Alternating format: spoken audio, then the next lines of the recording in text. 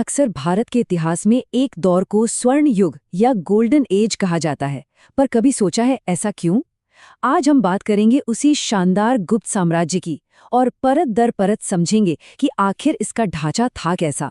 हाँ, तो ये स्वर्ण युग वाली बात तो हम सबने सुनी है, पर सोचने वाली बात यह है कि जमीन पर मतलब आम लोगों के लिए इसका असल में क्या मतलब था। ये जो पूरा समाज था ये बना कैसे था। चलिए आज इसी सवाल की तह तक चलते हैं।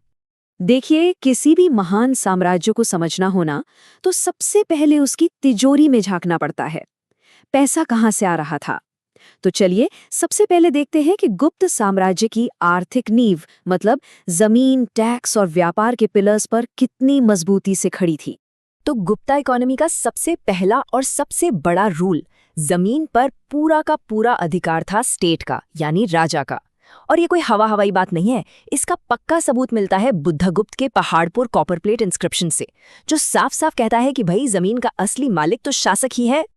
और ये सिर्फ एक नियम नहीं था, इसे लागू भी किया गया था।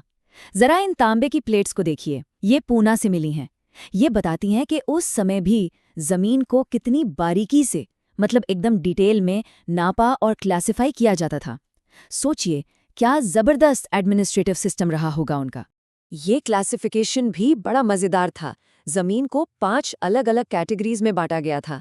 क्षेत्र भूमि यानी खेतीबाड़ी वाली जमीन, खिल मतलब बंजर जमीन, वास्तु भूमि मतलब जहां घर वर बन सके, चरागाह भूमि जानवरों के लिए, और अप्रहत भूमि यानी जंगल। और इन सबका रिकॉर्ड कौन रखता था? उसके लिए एक स्पेशल ऑफिसर था, पुष्टपाल। अच्छा, तो इतना बड़ा साम्राज्य चलता कैसे था, पैसा कहाँ से आता था? इसका जवाब है उनका बहुत ही सॉलिड टैक्स सिस्टम। सबसे पहला था भाग, सीधा सा हिसाब था, किसान अपनी उपज का छठा हिस्सा राजा को देंगे। फिर था भोग, जिसमें गांव वाले समय समय पर राजा को फल फूल लकड़ी जैसी चीजें पहुंचाते थे। एक और टैक्स था बलि। अब ये बड़ा इंटरेस्टिंग है। पहले ये वॉलंटरी था, मतलब अपनी मर्जी से देते थे लोग, पर अब ये एक जरूरी और बोझ बन चुका था। और इन सबके ऊपर से एक और एक्स्ट्रा टैक्स भी था, ऊपरी कर, मतलब टैक्स का पूरा जाल बिछा हुआ था। इस इकोनॉमी का स्केल जानना है तो बस एक फैक्ट सुनिए। गुप्त शासकों ने प्राचीन भारत के इतिहास में सबसे ज्यादा सोने के सिक्के जारी किए, लिटरली सबसे ज्यादा। ये उनकी दौलत और ताकत का चमकता हुआ सबूत है। लेकिन कहानी में एक छोटा सा ट्विस्ट है। हाँ, ये सच है कि गुप्तों ने क्वांटिटी में सबसे ज्यादा सिक्के बनाए, पर उनके सिक्कों में सोने की प्योरिटी उनसे पहले आए कुषाणों के सिक्कों से कम थी। तो इससे क्या समझे? उनकी इकोनॉमी के बारे में ये क्या बताता है? क्या इसका मतलब ये था कि साम्राज्य इतना बड़ा हो गया था कि उन्हें बस ज्यादा सिक्कों की जरूरत थी? या फिर ये इस बात का इशारा था कि खजाना धीरे धीरे खाली हो रहा था? ये एक बहुत बड़ा सवाल है जिस पर हिस्टोरियंस आज भी डिबेट करते हैं। वक्त के साथ ट्रेड के रास्ते भी बदल गए। देखिए, 3री सदी के बाद पावरफुल रोमन एम्पायर के साथ जो ट्रेड होता था वो धीरे धीरे कम होने लगा। तो गुप्तों ने क्या किया? उन्होंने अपना फोकस शिफ्ट कर दिया पश्चिम से पूरब की ओर, यानी साउथ ईस्ट एशिया की तरफ।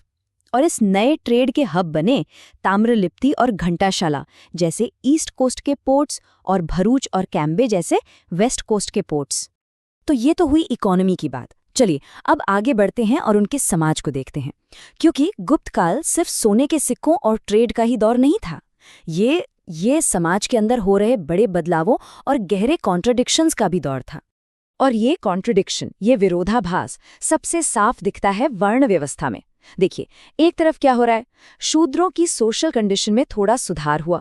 उन्हें रामायण महाभारत जैसे ग्रंथ सुनने और कृष्ण की पूजा करने की परमिशन मिल गई। लेकिन ठीक उसी वक्त दूसरी तरफ अस्पृश्यता यानी छुआछूत की जो प्रथा थी वो और भी ज्यादा कठोर हो गई, और अछूत माने जाने वाले लोगों की संख्या भी बढ़ गई। कितना बड़ा विरोधाभास है ना?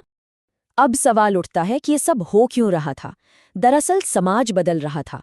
बाहर से बहुत से लोग आ रहे थे, कई ट्राइबल ग्रुप्स मेन स्ट्रीम समाज का हिस्सा बन रहे थे, और जो क्राफ्ट गिल्ड्स थे मतलब कारीगरों के ग्रुप्स, वो भी जातियों में बदल रहे थे। इन सब से मिलकर कई नई जातियां बन गईं और वर्ण व्यवस्था पहले से भी ज्यादा कॉम्प्लिकेटेड हो गई। और इसी बदलते सोशल स्ट्रक्चर में महिलाओं की स्थिति में एक साफ गिरावट दिखती है। पुरुषों को तो पॉलीगैमी यानी एक से ज्यादा शादी करने की इजाजत थी, वहीं दूसरी तरफ लड़कियों की शादी बहुत ही कम उम्र में कर दी जाती थी, अक्सर प्यूबर्टी से भी पहले। प्रॉपर्टी राइट्स तो भूल ही जाइए, उन्हें संपत्ति पर कोई अधिकार नहीं था सिवाय स्त्री धन के, जिसमें बस उनके अपने गहने और कपड़े आते थे। और यहीं इसी दौर में समाज की एक बहुत ही दुखद और काली सच्चाई का पहला सबूत सामने आता है। हम बात कर रहे हैं सती प्रथा की। इसका पहला रिकॉर्डेड सबूत, पहला लिखित जिक्र मिलता है 510 एडी के एरन इंस्क्रिप्शन में। ये उस तथाकथित स्वर्ण युग की एक बहुत ही स्याह हकीकत है। अब एक सवाल मन में आता है कि समाज के ये जो नियम थे, ये ऊंच नीच, इनको जस्टिफाई कैसे किया जाता था, इन्हें मान्यता कहाँ से मिलती थी? तो इसका जवाब मिलता है उस दौर के धर्म में। धर्म उस समय के सोशल ऑर्डर को बनाए रखने में एक बहुत बड़ा रोल निभा रहा था। गुप्त राजाओं की वजह से वैष्णव धर्म, मतलब भगवान विष्णु की पूजा, बहुत ज्यादा पॉपुलर हुई। मूर्ति पूजा हिंदू धर्म का एक कॉमन फीचर बन गई। देवताओं को उनकी पत्नियों यानी कॉन्सॉर्ट्स के साथ दिखाया जाने लगा, जैसे विष्णु के साथ लक्ष्मी। और ऐसा नहीं कि सिर्फ हिंदू धर्म में बदलाव आ रहे थे, इसी दौर में बौद्ध धर्म के अंदर भी वज्रयान और तांत्रिक कल्ट्स डेवलप हो रहे थे। तो इस पूरी बातचीत के बाद एक बात तो साफ है, गुप्त साम्राज्य सिर्फ एक एम्पायर नहीं था, सिर्फ एक दौर नहीं था, ये एक तरह का ब्लूप्रिंट था, एक खाका जिसने आने वाली कई सदियों के लिए भारतीय उपमहाद्वीप की नींव तैयार कर दी। गुप्त साम्राज्य का बनाया वो खाका, उसकी गूंज आज भी हमारे समाज में, हमारी संस्कृति में, हमारे इतिहास में कहीं ना कहीं सुनाई देती है। अगली बार जब भी इतिहास के पन्ने पलटें तो जरा सोचिएगा जरूर कि इस स्वर्ण युग की कौन सी अच्छी या बुरी गूंज आज भी हमारे चारों तरफ मौजूद है।